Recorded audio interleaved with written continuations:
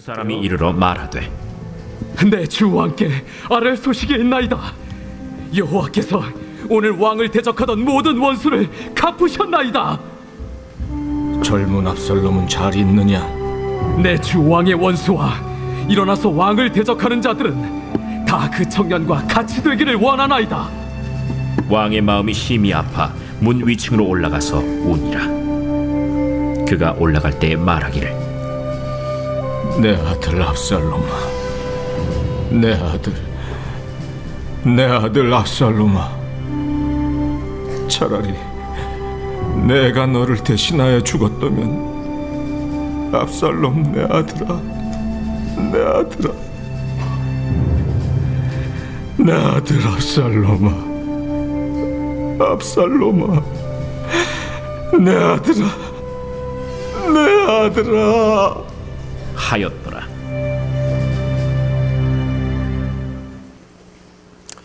예, 할렐루야. 제가 자리를 옮겼더니 마이크가 화면이 좀 이상하게 된 것 같은데, 아까 그 성우분이 되게 연기를 잘하신다, 그쵸? 내 아들아, 맞아요. 오늘 정말 설교를 안 들어도 될 정도로 표현을 잘 해주셨는데, 여러분 오늘은 무슨 주일일까요? 맞습니다. 어버이 주일이에요. PPT 틀어주시고요. 지난주는 여러분 어떤 주일이었을까요? 그럼 다음 주는 무슨 주일일까요? 우리 선생님 한번 쳐다볼까요? 예, 그래요. 다음 주 미리 감사하는 마음으로 여러분 마음을 잘 담아서, 여러분 말 안 해도 알죠? 그래요. 잘 준비하면 좋을 것 같습니다. 자, 우리 지난주는 어린이 주일로 우리 대형교회에서 어떤 행사를 했을까요? 대형월드 행사를 했어요. 2주차장을 싹 다 비워서 대형월드 행사를 준비했는데, 근데 지난주에 뭐가 왔어요, 여러분? 비가 엄청 내려가지고 우리 어린이들, 특별히 우리 유치원 다니는 미취학부 어린이들은 별로 타지도 못했는데 사부 예배 끝나고 비가 그쳤네요. 그래서 제가 한번 가봤어요. 그랬더니 여러분 물반 고기반도 아니고 어린이 반, 중고등부 애들 반 이래가지고 엄청 많이 이렇게 타고 있는 모습을 보았습니다. 여러분 혹시 여기에 대형월드 간 친구들 있나요? 내가 봤는데 몇 명 봤는데 손 안 드네. 그래. 목사님들 중에도 이렇게 가서 기구를 타고 있는 분을 제가 본 적이 있습니다. 예, 여기 계신데요. 자, 어쨌든 늦게까지 교회에 남아있던 사람이 승리자였던 것 같아요. 오늘은 어버이 주일인데 어버이 주일을 기념해서 1, 2부 모두 이런 내용으로 주제로 함께 은혜를 나누게 될 것 같습니다. 여러분 지난주 금요일 무슨 날이었어요? 어버이날이었습니다. 다들 부모님께 어떤 선물을 했습니까? 우리 현성이는 어떤 선물을 했어요?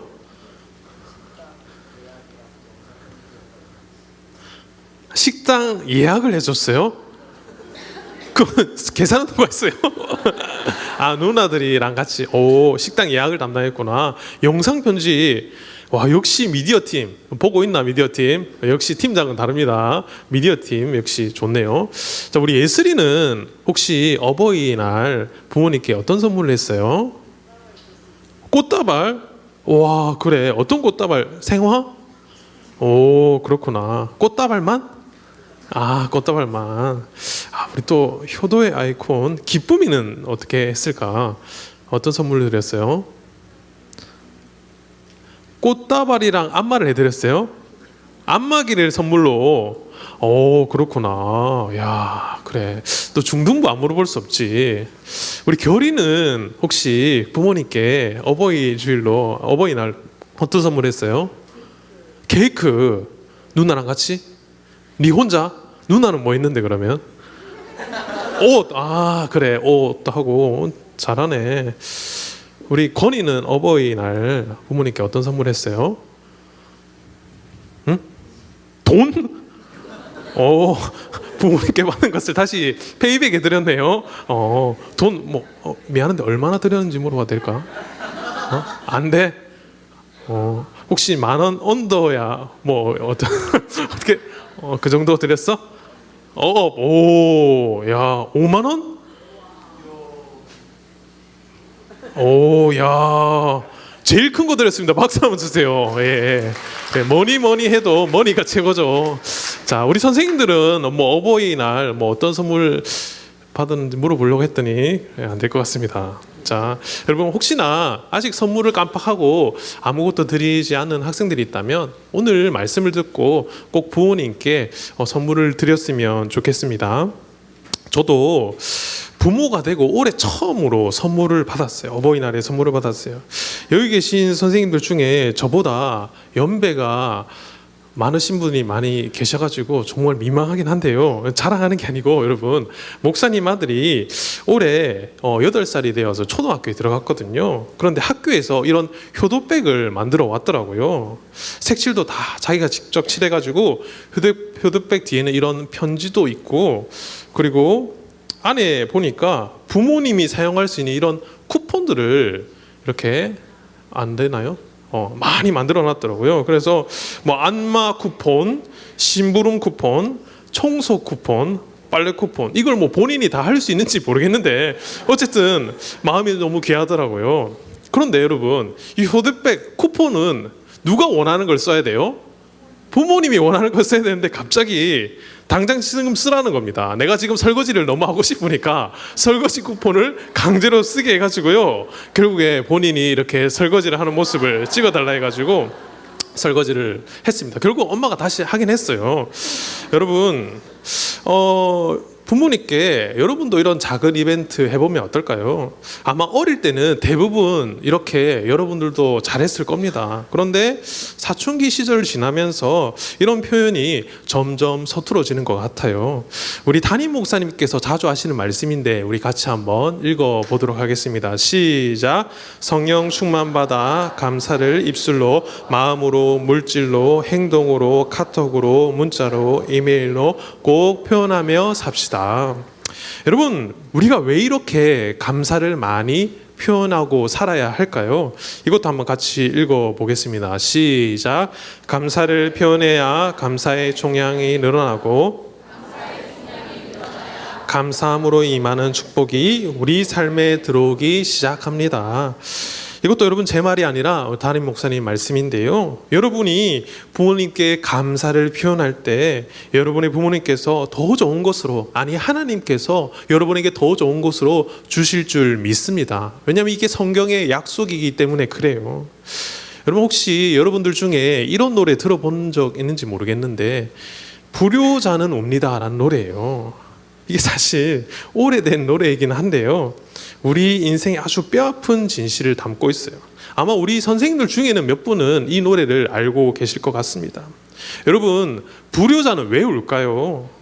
부모님이 살아 계실 때, 내 옆에 숨 쉬고 계실 때는 그 사랑이 얼마나 크고 무거운지 잘 몰라요. 오히려 때로는 오늘 막 아침부터 엄마 잔소리 대박이다. 아빠는 왜 나를 이렇게 피곤하게 하지? 하면서 때로는 방문을 세게 콱 닫아버리고 방에 들어가기 일쑤인데, 부모님의 관심이 나를 숨막히게 한다고 생각하는 경우가 많이 있는 것 같습니다. 그러다가 어느 날 갑자기 더 이상 나를 위해 잔소리해 주시는 부모님의 목소리가 안 들리고 나를 위해 기도해 주던 부모님의 손길이 차갑게 식어버리면 그때서야 가슴을 치면서 엉엉 우는 거예요. 이게 바로 세상에서 가장 슬픈 눈물인 불효자의 눈물입니다. 여러분, 오늘 우리가 읽은 이 성경 말씀에 이 눈물을 쏟고 있는 한 아들이 아니라 아버지가 나와요. 바로 이스라엘의 최고 영웅이었던 다윗입니다. 지금 상황이 어떠냐고요? 다윗은 방금 전쟁에서 승리했어요.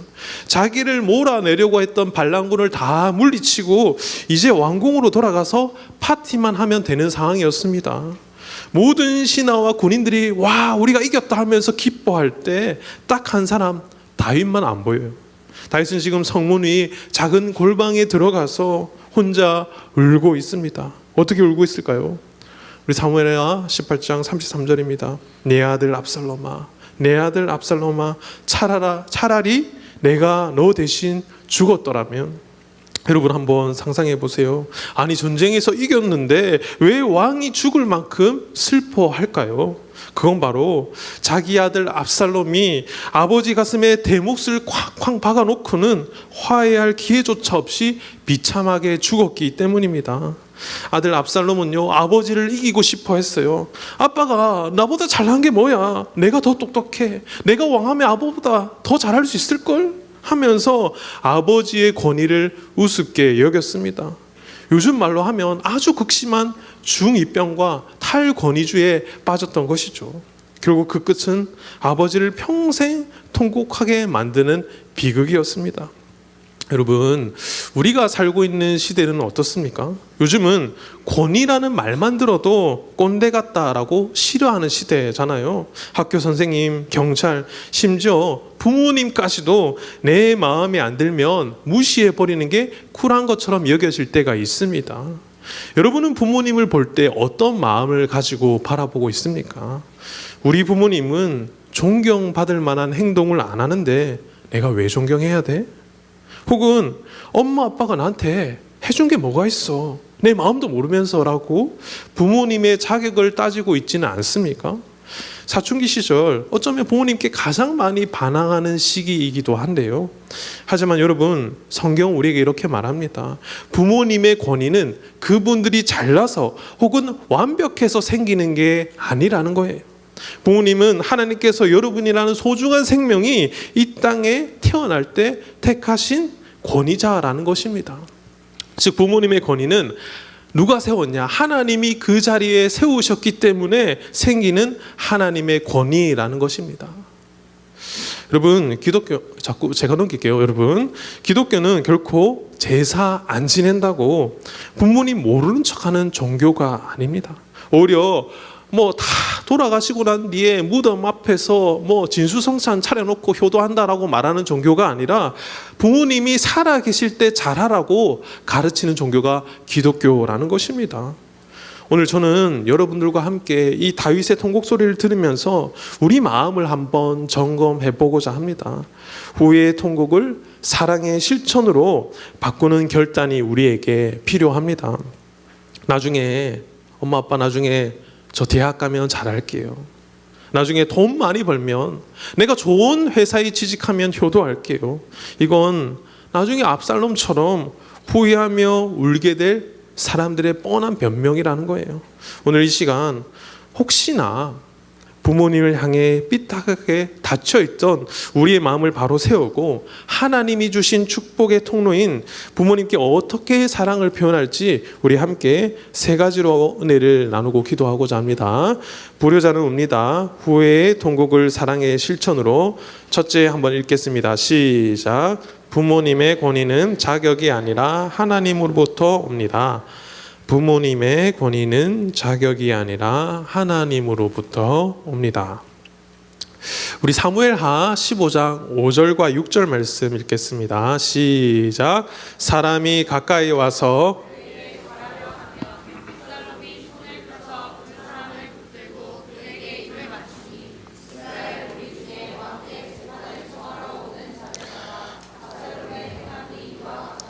이스라엘 사람의 마음을 압살롬이 훔치니라. 여러분, 압살롬이 반역을 성공시키기 위해서 가장 먼저 한 일이 뭔 줄 아세요? 바로 아버지 다윗 왕의 권위를 무너뜨리는 일이었습니다.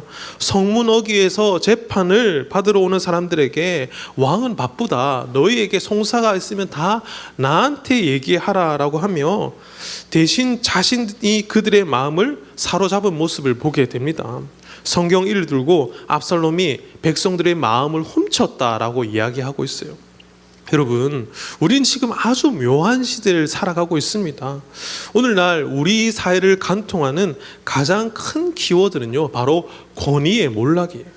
제가 설교를 준비하면서 한번 찾아본 글인데요, 같이 한번 읽어보도록 하겠습니다. 시작. 현대 사회의 특징 중 하나는 탈권위주의라고 할 수 있습니다. 현대인들은 권위를 멸시합니다. 모든 사람이 평등하고 모든 사람이 같은 권리를 갖습니다. 더 높은 사람도 더 낮은 사람도 없습니다. 여러분은 어떻게 생각하나요? 요즘 여러분과 혹은 제 세대는요, 권위라는 말을 그닥 좋아하지 않는 것 같습니다. 그런 영향 때문인지 탈권위 덕분에 많은 영역에서 변화가 생겼지만 동시에 국가에서는 국가 지도자의 권위를, 학교에서는 스승의 권위를, 가정에서는 부모의 권위를 쉽게 무너뜨리는 모습을 보게 됩니다. 그래서 요즘 선생님들도 반격에 나서더라고요. 한 뉴스 기사를 보니까 이런 내용이 있었습니다. 울산서 또 교권 침해, 교육계 집단 병과 법적 대응. 제가 기사를 한번 읽어 드릴게요. 최근 울산의 한 초등학교에서 한 학부모의 과도한 민원과 폭언으로 인해서 교육 현장이 마비되는 안타까운 사건이 있었다고 합니다. 이유는 해당 학부모는요, 자녀가 입학 전부터 교내 휴대전화 사용 금지라는 학칙 안내에 대해서 내 아이가 죽으면 책임질 거냐라는 폭언을 퍼부었다고 합니다. 이후에도 날씨가 더운데 왜 야외 수업을 진행하느냐 하면서 계속해서 수업을 간섭하고 수십 통의 위협적인 문자, 아동학대 신고 협박을 수개월간 지속했다고 해요. 이 울산에서 작년에 있었던 일입니다. 이처럼 반복되는 악성 민원 덕분에 트라우마를 겪던 담임 교사는 결국 병가를 냈고, 이 고통에 옆에서 지켜보던 동료 교사가 함께 9명이 집단 병가를 내며 이 수업을 멈췄다라고 합니다. 이 과정에서 아이들의 안전을 당보할 수 없다라는 판단하에 수학여행까지 이 학교가 취소가 되었다라고 해요. 요즘 수학여행 많이 가는 시즌인데요. 여러분 수학여행 못 가면 누구 손해예요? 여러분 손해잖아요. 다음 기사도 한번 볼까요? 타이어 마모도 체크, 수학여행 황당 지침, 악성 민원 방패 필요 글도 강타. 뭐 어떤 학교는 학부모님들이 아이들 수학여행 가기 전에 학생들이 탈 관광버스 타이어 마모도 체크까지 한다 하더라고요. 안 놀라시는 거 보니까 혹시 부모님들 중에 하고 계신 거 아니죠? 이건 좀 너무 심한가 아닌가 하는 생각을 하게 됩니다. 이처럼 많은 부분에서 여러분 권위가 무너져 있는 모습을 우리가 쉽게 볼 수 있죠. 왜 그럴까요? 바로 이 시대의 풍조 때문입니다. 권위라는 단어만 나오면 본능적으로 거부감이 드는 것 같아요. 왜 내가 굳이 저 사람 말을 들어야 되지? 저 사람이 나보다 잘난 게 뭐야? 라는 질문이 우리에게 먼저 나오게 된다는 것입니다. 하지만 여러분 우리가 꼭 기억해야 할 것이 있습니다.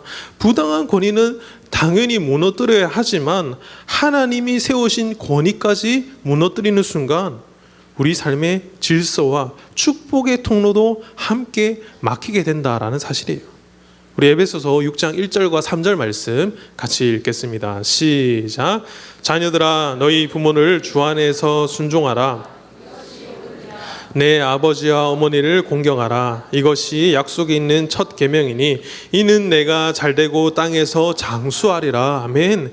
성경은 우리가 부모님에게 순종하는 것을 가르쳐 단순히 착한 일이라고 하지 않으시고 이것이 옳은 일이니라 라고 말씀하고 있습니다. 여러분 여기서 옳다라는 말은요, 창조 질서에 맞다라는 뜻이에요.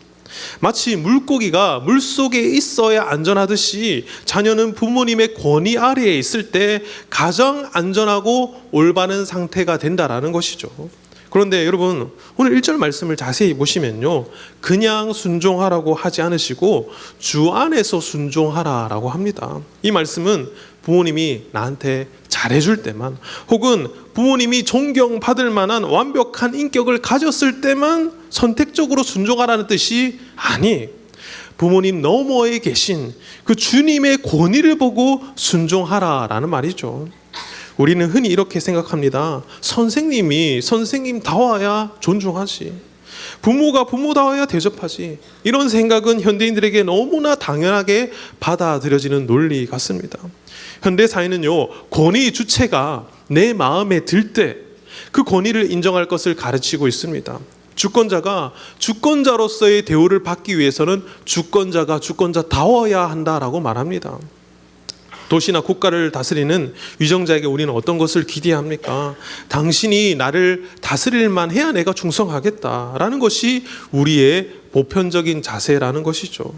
심지어 요즘에는 학생들이 선생님께 이렇게 한다고 합니다. 아니 주로 학부모님들이 이렇게 많이 하는 것 같아요. 선생이 선생 같아야 내가 선생을 대접을 해주지.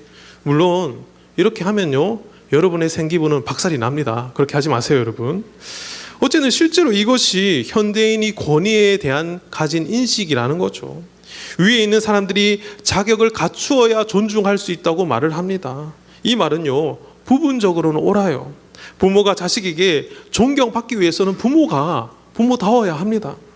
왕이나 대통령이 존중받기 위해서는 왕이나 대통령다워야 하죠. 이 말에도 분명 일리가 있습니다. 이에 대해 윤석준 목사님 이렇게 꼬집습니다. 우리 한번 읽어보겠습니다. 시작. 하지만 우리는 기억해야 합니다.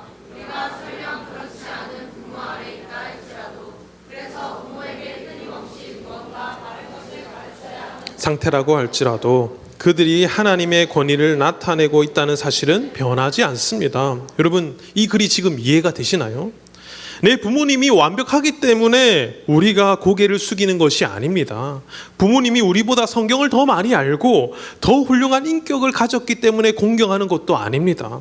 부모라는 존재는 하나님이 여러분이라는 소중한 생명을 이 땅에 보내실 때 선택하신 통로라는 거예요. 부모님이 없이는 여러분이 이 세상에 존재할 수가 없습니다. 하나님은 부모님에게 나의 권위를 이 아이에게 대신 나타내라 라고 직분을 맡기셨습니다. 그래서 가장 부족해 보이는 부모라고 할지라도 믿는 성도는 그 부모님에게서 하나님의 권위를 발견해야 한다라는 거죠. 지혜의 왕이라고 불리는 솔로몬도요, 이 원리를 아주 잘 알고 있었습니다. 우리 잠언 4장 3절과 4절 말씀도 함께 읽겠습니다. 시작. 나도 내 아버지에게 아들이었으며 내 어머니 보기에 유약한 외아들이었었노라. 아버지가 내게 가르쳐 이르기를 내 마음에 두라. 내 명령을 지키라. 그리하면 살리라. 여러분, 세상에서 가장 똑똑했던 솔로몬도요, 부모님 앞에서는 자신을 유약한 외아들이라고 고백합니다. 아버지는 어머니 바세바 사건도 일으키시고 실수도 참 많았잖아요. 그런 아버지가 어디 저를 가르치려 드세요라고 대들지 않았다라는 거예요. 솔로몬은요, 아버지의 허물보다 아버지를 통해 전달되는 하나님의 지혜를 더 크게 보았던 사람입니다. 반면에 오늘 본문의 압살롬은 어떤 사람이었습니까? 그는 아버지의 자격을 본인이 심사를 했습니다. 아버지는 이제 늙었어. 판단력이 흐려졌어. 저런 분은 왕이 될 자격이 없어 라고 하며 아버지를 밀어내고 본인이 왕자에 앉으려고 했습니다. 결국 압살롬은요, 탈권위의 성무장에 섰지만 그 결과는 무엇이었습니까? 결국 아버지를 평생 통곡하게 만드는 불효자의 울음으로 끝이 났습니다. 사랑하는 청성부 여러분, 여러분의 부모님은 완벽합니까? 아마 아닐 겁니다. 이 세상에 어느 부모도 완벽한 부모는 없어요. 때로는 여러분을 억울하게 할 때가 있고, 때로는 말이 안 통하는 것처럼 느껴질 때가 있습니다. 하지만 여러분 꼭 기억하시기 바랍니다. 여러분이 부모님의 권위를 무시하고 내 마음대로 할 거야 라고 외치는 순간에 여러분이 바로 압살롬의 길로 걸어가게 된다라는 사실을요. 그것은 여러분 마치 자유의 길처럼 보이지만 결국은 관계가 파괴되고 하나님이 약속하신 땅에서 잘 되는 복으로 멀어지는 길이라는 것입니다. 우리 목사님의 글을 한번 보도록 하겠습니다. 시작. 가장 알랄한 부모에게도 신자는 부모가 하나님의 권위를 나타내고 있다고 말해야 합니다. 여러분, 이 단단한 신앙의 논리가 여러분의 마음 중심에 세워지기를 바랍니다. 부모님의 부족한 너머에서 여러분을 사랑으로 지켜보고 계시는 하나님의 눈동자를 의식하시기 바라요. 후회의 통곡을 넘어 사랑의 실천으로 바꾸는 첫 걸음은요, 내 눈앞의 부모님이 바로 하나님이 세우신 축복의 권위자임을 인정하는 것에서 시작된다라는 것입니다. 이 믿음의 고백이 오늘 저와 여러분의 가정을 회복시키는 놀라운 능력이 되기를 주님의 이름으로 축원합니다. 자, 불효자는 옵니다. 후회의 통곡을 사랑의 실천으로 우리 둘째 한번 읽어볼까요? 둘째 시작. 사랑의 실천은 살아 계실 때 하는 것입니다. 사랑의 실천은 살아 계실 때 하는 것입니다. 우리 사무엘하 14장 24절 말씀 같이 읽겠습니다. 시작. 왕이 이르되 그를 그의 집으로 물러가게 하여 내 얼굴을 볼 수 없게 하라 하매 압살롬이 자기 집으로 돌아가고 왕의 얼굴을 보지 못하니라. 아멘. 여러분, 압살롬이 죽기 전에 다윗과 압살롬에게는 관계를 회복할 기회가 있었어요. 압살롬이 예루살렘으로 돌아왔을 때의 일입니다. 하지만 다윗은 단호하게 말합니다. 그의 집으로 가게 하게 내 얼굴은 보지 못하게 하라. 결국 압살롬은 2년 동안이나 아버지 얼굴을 보지 못한 채 미움과 분노를 키웠습니다. 자식을 노엽게 한 것이죠. 만약 그때 다윗이 아들을 안아주고 진심으로 대화했더라면, 압살롬이 그 사랑을 확인했더라면 오늘 본문과 같은 통곡과 비극은 없었을지도 모릅니다. 여러분의 부모님은 몇 살까지 살 것 같아요? 대부분 오래 사실 것 같아요. 저도 장수하셨으면 좋겠습니다. 그러나 사람이 나이가 들면요, 점점 아픈 곳이 많아집니다. 저도 늘 건강할 줄 알았는데 보기보다 제가 약한 곳이 많더라고요. 제가 사역을 하면서 아직 고등학생인데 먼저 부모님을 천국으로 보낸 학생들을 만났습니다. 저도 현재는 부모님이 둘 다 살아 계신데요. 제가 어렸을 때 저를 키워주신 할머니가 돌아가셨을 때 제가 그때 엄청 많이 울었던 기억이 있습니다. 이제 나이가 좀 들어서 할머니한테 좀 효도하려고 보답하려고 했는데 이미 그때는 너무 늦었던 거예요. 여러분, 사랑의 실천은 무엇보다 살아 계실 때 하는 것임을 여러분 꼭 기억하시기 바랍니다. 여러분, 성경에는요, 우리가 꼭 지켜야 할 계명이 몇 개나 있을까요? 무려 600개가 넘습니다. 유대인들은 그래서 이 613개의 율법을 꼭 지켜야 한다라고 말하는데 우리 입장에서는 이걸 어떻게 다 지켜라고 생각할 수도 있어요. 그래서 하나님 우리를 위해서 정말 핵심 요약본인 10계명을 우리에게 지키게 했습니다. 박승일 목사님은 그의 책 우리는 소금에서 이 10계명의 아주 중요한 특징을 이렇게 한번 설명하시는데요. 우리 같이 한번 읽겠습니다. 시작. 10계명을 크게 나누면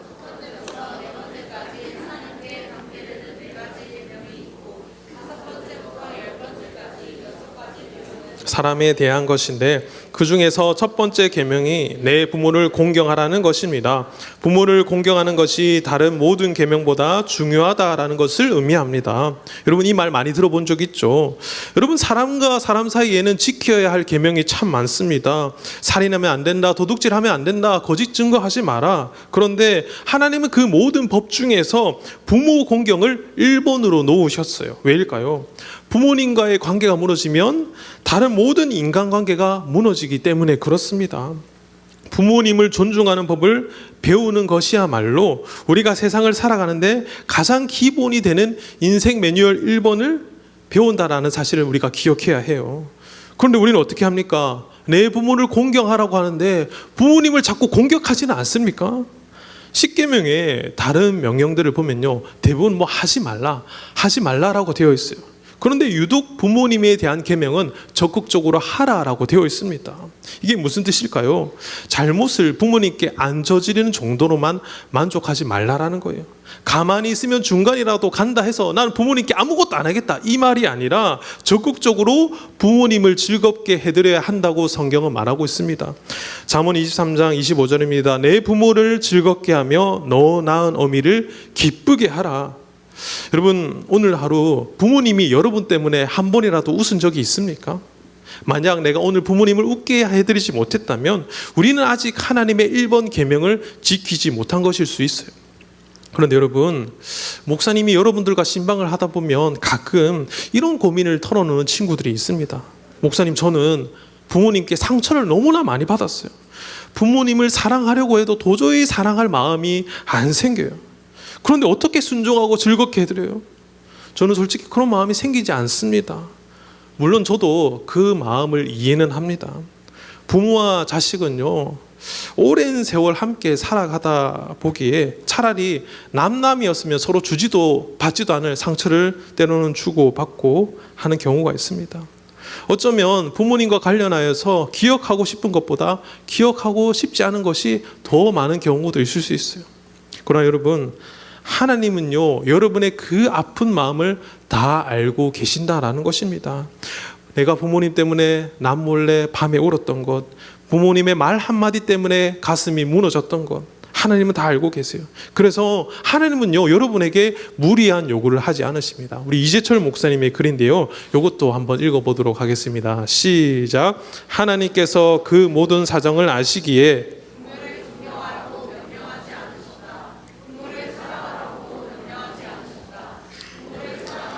자식의 작은 그릇으로는 부모를 사랑할 수 없는 자식들도 틀림없이 있을 것이다. 그래서 하나님께서는 우리에게 부모를 공경하라고 명령하신다. 사랑과 존경 없이도 공경은 가능하기 때문이다. 여러분, 이게 무슨 뜻인지 아세요? 공경은 어쩌면 사랑보다 더 넓은 의미를 포함하고 있는 거예요. 내가 버스를 타고 가다가 모르는 할아버지 할머니를 만났을 때 그분을 사랑해서 자리를 양보하나요? 아니죠. 그분이 나보다 오래 사셨고 어른이라는 그 존재 자체에 대한 예의를 갖추는 거예요. 그게 바로 여러분 공경입니다. 부모님께 상처를 받아서 지금 당장은 사랑이 안 생길 수도 있어요. 괜찮아요. 하지만 그럼에도 불구하고 그분이 나를 낳아주셨고 나보다 훨씬 더 긴 인생의 무게를 견뎌오셨다는 그 사실 하나만으로 최소한의 예의를 갖추는 것, 그것이 하나님이 우리에게 요구하시는 진짜 공경의 시작입니다. 하나님은 여러분이 감당할 수 없는 억지 사랑을 막 짜내라고 하시는 것이 아니라 여러분의 상처까지도 배려하시면서 그래도 그 자리를 지켜라 라고 말씀하시는 것입니다. 우리는 맨날 나중에 내 마음이 풀리면 잘할게요, 나중에 성공하면 잘할게요 라고 생각하면서 오늘을 미루곤 합니다. 하지만 사랑의 원자탄 이 손양원 목사님은요, 우리 마음을 콕 찌르는 질문을 이렇게 하시는데요. 이것도 한번 읽어볼게요. 시작. 후회 없기 위하여 효도하십시오. 부모가 죽은 후에 후회한들 무슨 소용이 있습니까? 만약 죽은 부모가 살아온다면 내 어찌할까요? 생시에 효도하십시오. 여러분, 오늘 본문의 다윗을 한번 보세요. 아들 압살롬이 죽었다는 소식을 듣고 엉엉 울었지만 그 눈물은 이미 늦었습니다. 물론 압살롬이 부모라는 말은 아니에요. 반대긴 하지만 돌아가신 뒤에 내가 아무리 화려한 꽃을 바치고 눈물을 흘리는 건요, 결국 후회일 뿐이라는 거예요. 손양원 목사님 말씀처럼 생시에 살아계실 때 우리가 효도를 해야 한다는 것입니다. 내 마음속에 상처가 남아있더라도 부모님이 내 곁에 계신 바로 오늘이 그 상처를 딛고 공경을 실천할 수 있는 유일한 시간이라는 것입니다. 혹시 여러분 중에 아직 믿지 않는 부모님이 계십니까? 여러분이 해야 할 가장 큰 효도는요, 그 부모님의 영혼을 소중히 여기는 것입니다. 먹을 것, 입는 것, 그것도 중요하지만 부모님께서 예수님 믿고 영혼이 구원받게 해드려야 하는 것도 너무나도 중요하다라는 거예요. 여러분, 부모님께 맛있는 거 사드리면 너무너무 좋아하시죠. 그런데 그것보다 더 중요한 것, 바로 부모님의 영혼이 잘되게 하는 것입니다.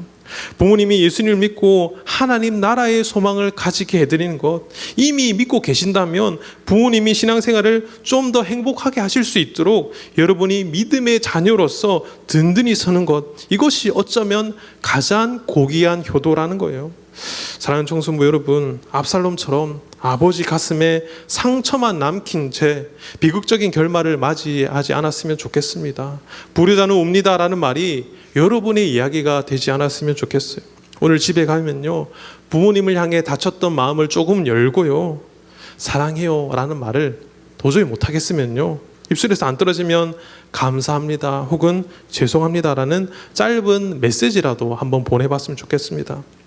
아까도 말했지만 감사를 입술로, 마음으로, 물질로, 행동으로, 카톡으로, DM으로도 꼭 한번 하시기 바라요.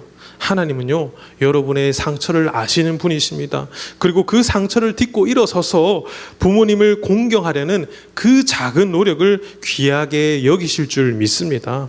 부모님의 영혼을 사랑하고 살아계신 지금 정성을 다해 공경하는 여러분이 될 때 하나님은 약속하신 대로 여러분의 인생을 가장 복된 길로 인도하실 줄 믿습니다. 아멘. 자, 불효자는 옵니다. 후회의 통곡을 사랑의 실천으로. 셋째로, 함께 걷는 길, 부모님의 신앙을 나의 신앙으로. 함께 걷는 길, 부모님의 신앙을 나의 신앙으로. 사무엘하 15장 7절에서 8절 말씀을 제가 읽겠습니다. 4년 만에 압살롬이 왕께 아라되 내가 여호와께 소원한 것이 있사오니 청하건대 내가 헤브론에 가서 그 소원을 이루게 하소서. 당신의 종이 아람 구술에 있을 때에 소원하기를 만일 여호와께서 반드시 나를 예루살렘으로 돌아가게 하시면 내가 여호와를 섬기리이다 하였나이다. 여러분, 압살롬이 반역을 시작하면서 아버지 다윗에게 했던 거짓말을 한번 보세요. 그는 하나님께 소원한 것이 있으니 내가 예배 드리기 위해서 헤브론에 가겠다라는 거짓말을 합니다. 여러분, 압살롬에게 하나님은 진정한 신앙의 대상이 아니라 그저 자신의 목적을 이루기 위한 수단이자 도구일 뿐이었습니다. 그는 아버지 곁에서 다윗이 얼마나 하나님을 사랑하는지 옆에서 평생 보고 자랐지만 안타깝게도 아버지의 하나님을 나의 하나님으로는 만나지 못했다라는 거예요. 부모님이 우리를 얼마나 간절히 사랑하시는지, 우리가 돌아오기만을 얼마나 기다리시는지 잘 보여주는 말씀이 하나 있습니다. 우리 누가복음 15장 20절 말씀 같이 읽겠습니다. 시작. 이에 일어나서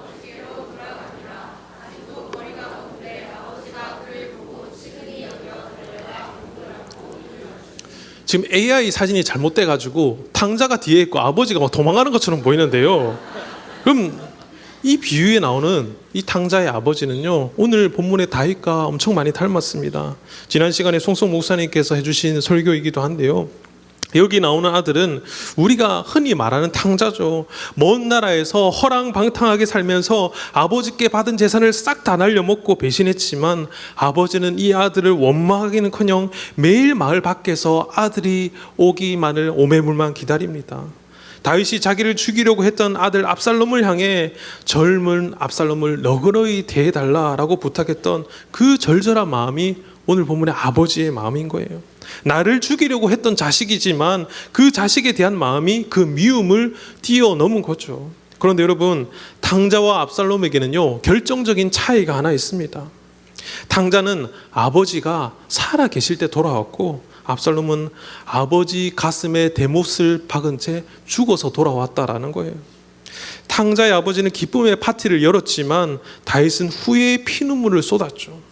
여기서 우리가 배울 게 있습니다. 부모님께 돌아가 그 사랑을 확인하는 데는요, 타이밍이 정말 중요하다라는 사실입니다. 이 타이밍이 중요한 이유가 뭐냐면요, 부모님과 따뜻한 밥 한 끼를 먹기 위해서일까요? 아닙니다. 우리가 진짜 타이밍을 놓치지 말아야 할 더 본질적인 이유가 하나 있습니다. 그것은 바로 부모님의 신앙 안으로 돌아가는 것입니다. 여러분, 오늘 본문의 압살롬을 보세요. 그는 아버지 다윗이 하나님을 얼마나 사랑하는지, 고난 중에서도 하나님을 어떻게 신뢰했는지 가장 가까이서 보고 자랐던 사람입니다. 하지만 안타깝게도 압살롬은 아버지 하나님을 나의 하나님으로는 만나지 못했습니다. 아버지가 믿는 하나님은 그저 아버지의 하나님일 뿐이었고, 자신은 오로지 자신의 왕국을 세울 계획에만 몰두하고 있었다라는 것이죠. 여러분, 부모님이 여러분에게 입버릇처럼 오늘 예배 잘 들으라, 말씀 좀 읽고 기도 좀 해라 하시는 이유가 뭘까요?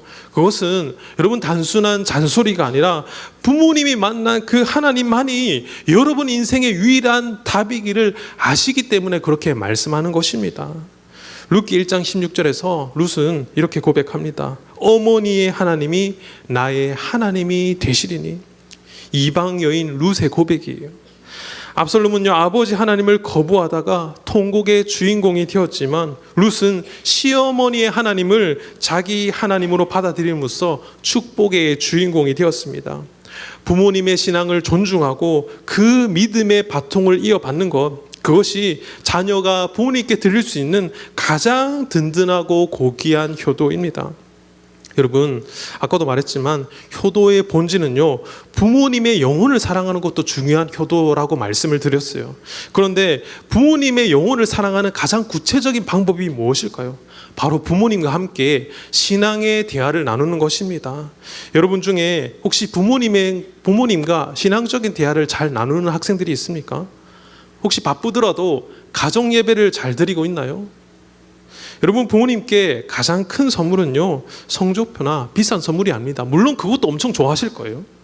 그러나 부모님이 언제 가장 행복해 하시냐면, 여러 가지가 있겠지만 여러분이 부모님께 다가가서 엄마 아빠 요즘 제가 이런 고민이 있는데 저를 위해 기도해 주세요. 부모님이 예전에 고난을 이겨냈던 그 하나님을 저도 한번 진지하게 믿고 싶어요. 나를 낳아준 부모님의 신앙의 선배로 인정해 드리는 것, 부모님의 기도가 내 인생의 가장 큰 백이라는 것을 고백하는 것, 그게 바로 부모님의 존재 가치를 높여드리는 효도라는 것입니다. 다윗은 아마 차갑게 식어버린 자신의 아들을 만지며 자책했을 것입니다.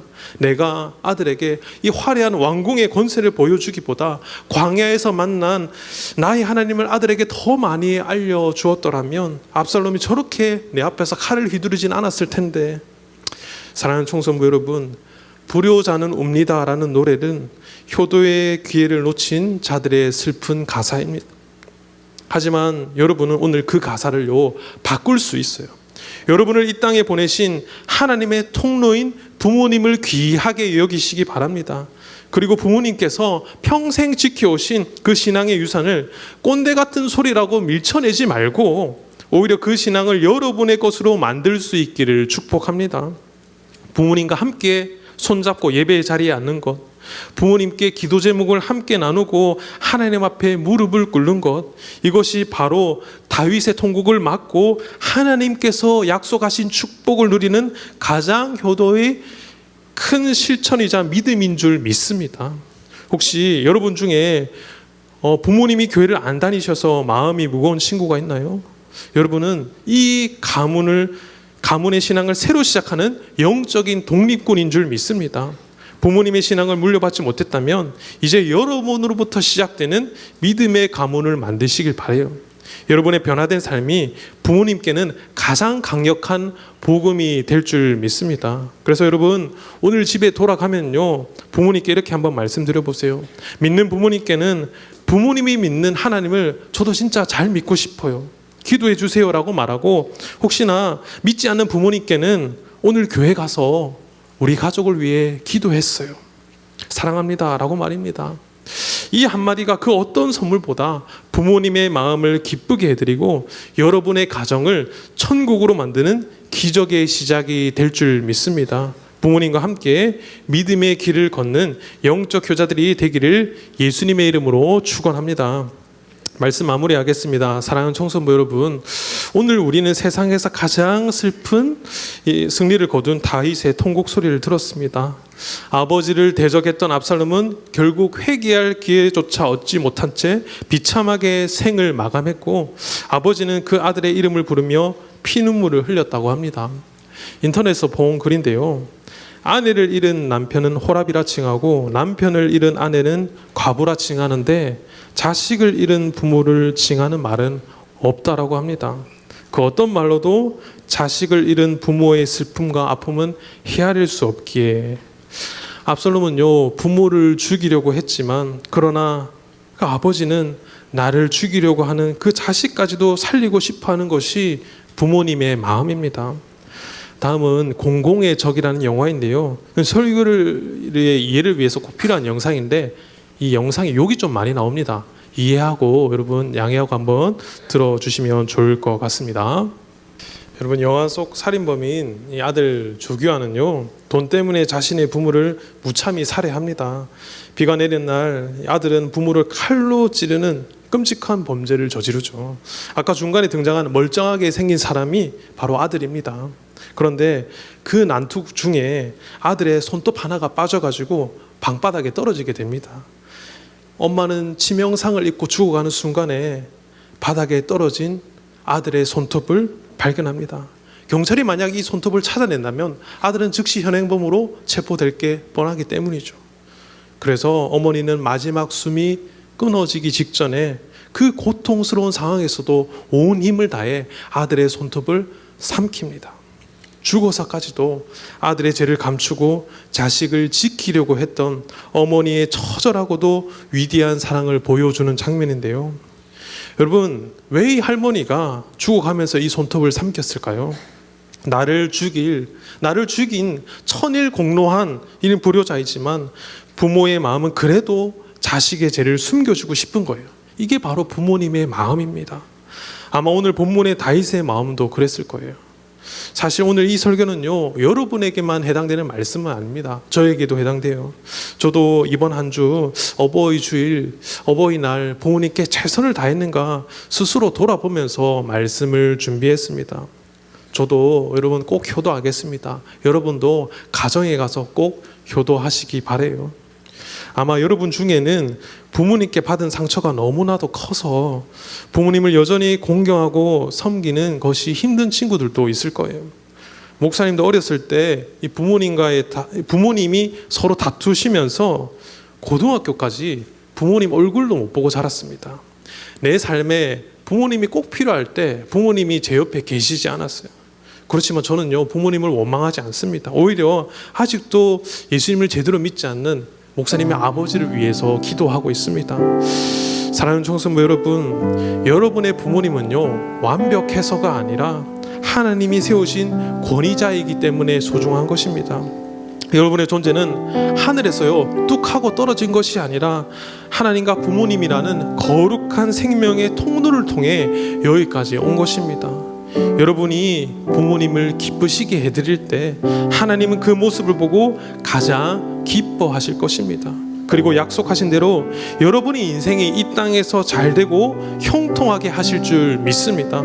이번 한 주간 여러분의 가정이 다윗의 통곡이 아닌 부모님의 웃음소리와 감사의 찬양이 넘쳐나기를 주님의 이름으로 간절히 축원합니다. 제가 기도하겠습니다.